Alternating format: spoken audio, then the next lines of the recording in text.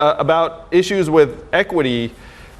I mean, we're in like the most inequitable society in the history of the world right now, and we're in the midst of the biggest geoengineering project in the history of the world right now. It's just the most haphazard, arbitrary, disastrous version of geoengineering, which is climate change.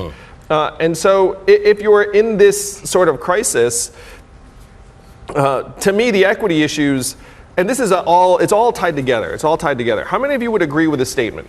Americans have gotten less reasonable, less rational, less optimistic, and more subject to bad ideas in the last 20 years.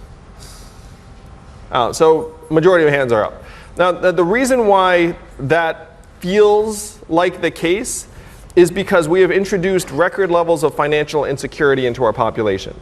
And studies have shown that if you cannot pay your bills, your bandwidth gets constrained cognitively because you're just trying to figure out how to make ends meet.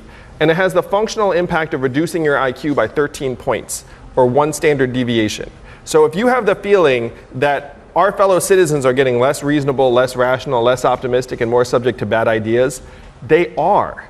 Because that is exactly what you would expect if you can't pay your bills in a country where 78% of Americans are living paycheck to paycheck and almost half can't afford an unexpected $400 bill. So what we do is we get the boot off their throat economically. We say, look, you're the citizen of the richest, most advanced economy in the history of the world. Here's a $1,000 dividend for you and your child.